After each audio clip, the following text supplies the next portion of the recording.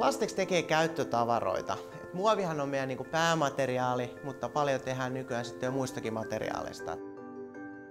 Ideana on se, että se designeri antaa sille tuotteelle oman tarinansa, oman filosofiansa ja Plastex Design on se alusta, joka mahdollistaa tällaisten tarinoiden luomisen. Eli me pyritään tekemään sellaisia tuotteita ihmisten jokapäiväiseen elämään, jotka tuo iloa, on käytettäviä ja helpottaa sitä jokapäiväistä elämää. Niin kuin esimerkiksi kastelukannu, tehty siitä semmoinen tuote, joka tuodaan esille ja pidetään näkyvillä, koska se on hyvin muotoiltu ja kaunis ja iloinen, eikä ainoastaan silloin oteta esille, kun sitä käytetään ja muuta aikaa pidetään jossain kaapissa.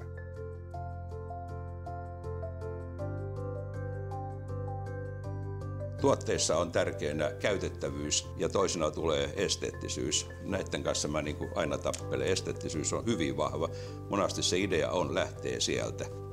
Joku visuaalinen idea ja sitten mä lähden tutkimaan, että saisinko mä tästä myös tehtyä jonkunlaisen käyttöön sinne.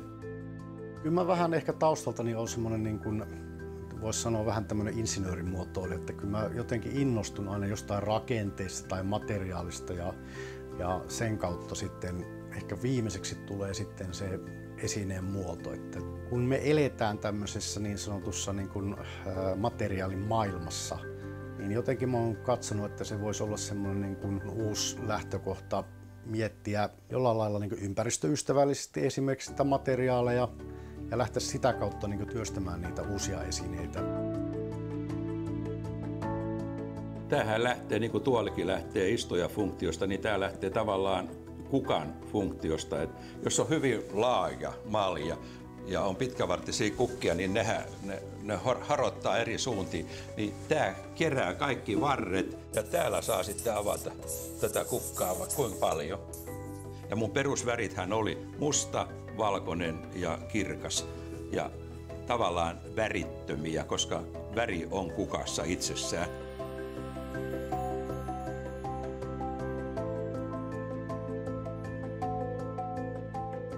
Kaikki tuotteet on valmistettu Suomessa ja suomalainen teollisuus, suomalainen laatutaso, niin sehän tietysti yhdistää kaikkia tuotteita.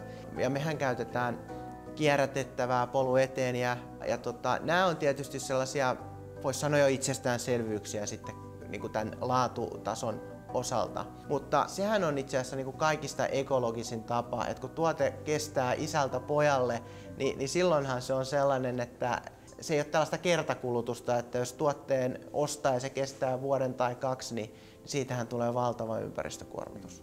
Ja kyllähän meillä ihan tässä omassa valmistuksessa niin ollaan tämmöisessä energiatehokkuussopimuksessa mukana ja pyritään kaikin tavoin tekemään mahdollisimman niukoilla resursseilla hyviä lopputuotteita ja jokaisen tuotteen paino pyritään esimerkiksi jo suunnitteluvaiheessa optimoimaan, että se on mahdollisimman kevyt, mahdollisimman pienen hiilijalanjäljen aikaansaamiseksi sitäkin kautta. Suunnittelijoita ja designereita yhdistää se, että heillä kaikilla on halu ja intohimo tehdä parempia uusia tuotteita ja ideoita. Ja kyllähän se on käyttötaidetta, käyttöesineitä. Kyllähän näiden kanssa joka päivä joutuu tekemisiin, ainakin vaateripustimen kanssa, jossa ei ole koukkuja kotona.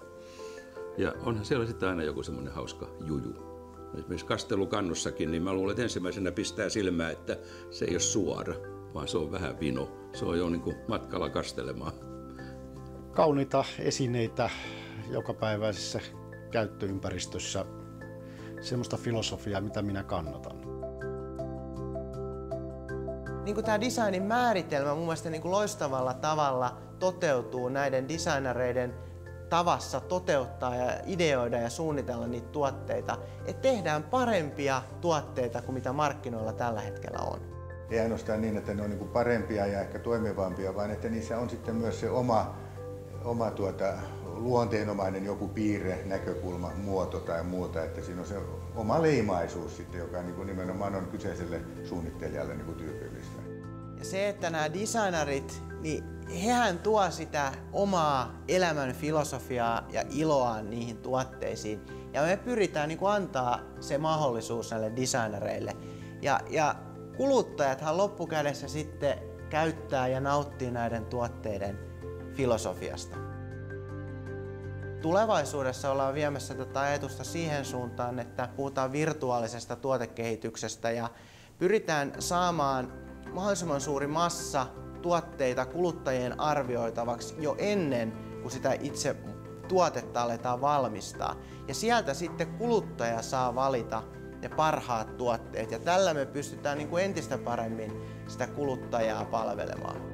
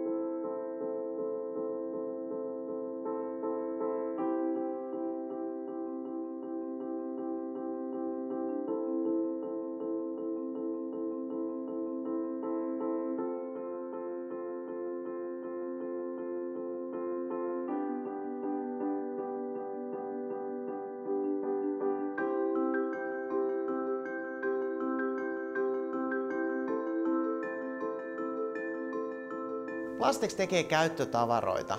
Muovihan on meidän päämateriaali, mutta paljon tehdään nykyään sitten jo muistakin materiaaleista.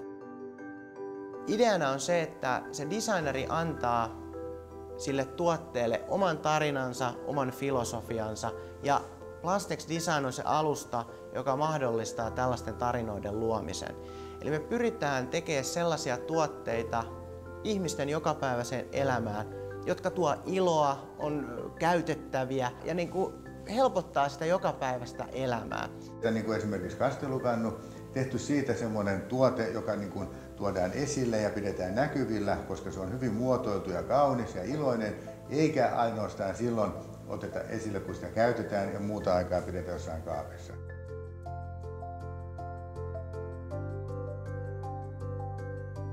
Tuotteissa on tärkeänä käytettävyys ja toisena tulee esteettisyys. Näiden kanssa mä aina tappelen. Esteettisyys on hyvin vahva. Monasti se idea lähtee sieltä.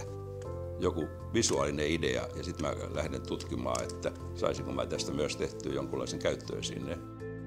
Kyllä mä vähän ehkä taustaltani on semmoinen, voisi sanoa vähän tämmöinen insinöörin muotoilija, että kyllä mä jotenkin innostun aina jostain rakenteista tai materiaalista ja sen kautta sitten ehkä viimeiseksi tulee sitten se esineen muoto. Että kun me eletään tämmöisessä niin sanotussa materiaalin maailmassa, niin jotenkin mä oon katsonut, että se voisi olla semmoinen uusi lähtökohta miettiä jollain lailla ympäristöystävällisesti esimerkiksi sitä materiaaleja ja lähteä sitä kautta työstämään niitä uusia esineitä.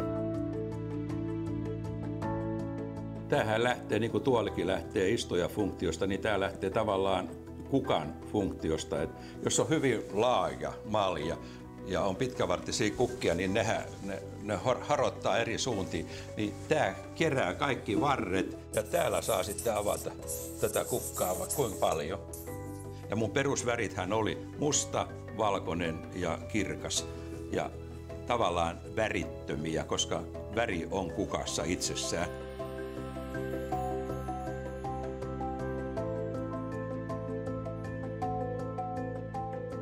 Kaikki tuotteet on valmistettu Suomessa ja suomalainen teollisuus, suomalainen laatutaso, niin sehän tietysti yhdistää kaikkia tuotteita. Ja mehän käytetään kierrätettävää polyeteeniä ja nämä on tietysti sellaisia, voisi sanoa jo itsestäänselvyyksiä sitten tämän laatutason osalta. Mutta sehän on itse asiassa kaikista ekologisin tapa, että kun tuote kestää isältä pojalle, niin silloinhan se on sellainen, että se ei ole tällaista kertakulutusta, että jos tuotteen ostaa ja se kestää vuoden tai 2, niin siitähän tulee valtava ympäristökuormitus. Ja kyllähän meillä ihan tässä omassa valmistuksessa niin ollaan tämmöisessä energiatehokkuussopimuksessa mukana ja pyritään kaikin tavoin niin kuin tekemään mahdollisimman niukoilla resursseilla hyviä lopputuotteita ja jokaisen tuotteen paino pyritään esimerkiksi jo suunnitteluvaiheessa optimoimaan, että se on mahdollisimman kevyt, mahdollisimman pienen hiilijalanjäljen aikaansaamiseksi sitäkin kautta. Suunnittelijoita ja designereita yhdistää se, että heillä kaikilla on halu ja intohimo tehdä parempia uusia tuotteita ja ideoita. Ja kyllähän se on käyttötaidetta ja käyttöesineitä. Kyllähän näiden kanssa joka päivä joutuu tekemisiin, ainakin vaateripustimen kanssa, jossa ei ole koukkuja kotona. Ja onhan siellä sitten aina joku semmoinen hauska juju. Esimerkiksi kastelukannussakin, niin mä luulen, että ensimmäisenä pistää silmää, että se ei ole suora, vaan se on vähän vino. Se on jo niin kuin matkalla kastelemaan. Kauniita esineitä jokapäiväisessä käyttöympäristössä, semmoista filosofiaa, mitä minä kannatan. Niin kuin tämä designin määritelmä mun mielestä niin kuin loistavalla tavalla toteutuu näiden designereiden tavassa toteuttaa ja ideoida ja suunnitella niitä tuotteita, että tehdään parempia tuotteita kuin mitä markkinoilla tällä hetkellä on. Ei ainoastaan niin, että ne on niin kuin parempia ja ehkä toimivampia, vaan että niissä on sitten myös se oma luonteenomainen joku piirre, näkökulma, muoto tai muuta, että siinä on se oma leimaisuus sitten, joka niin kuin nimenomaan on kyseiselle suunnittelijalle niin kuin tyypillistä. Ja se, että nämä designerit, niin hehän tuo sitä omaa elämän filosofiaa ja iloa niihin tuotteisiin. Ja me pyritään niin kuin antaa se mahdollisuus näille designereille. Ja kuluttajathan loppukädessä sitten käyttää ja nauttii näiden tuotteiden filosofiasta. Tulevaisuudessa ollaan viemässä tätä ajatusta siihen suuntaan, että puhutaan virtuaalisesta tuotekehityksestä ja pyritään saamaan mahdollisimman suuri massa tuotteita kuluttajien arvioitavaksi jo ennen kuin sitä itse tuotetta aletaan valmistaa. Ja sieltä sitten kuluttaja saa valita ne parhaat tuotteet ja tällä me pystytään niin kuin entistä paremmin sitä kuluttajaa palvelemaan.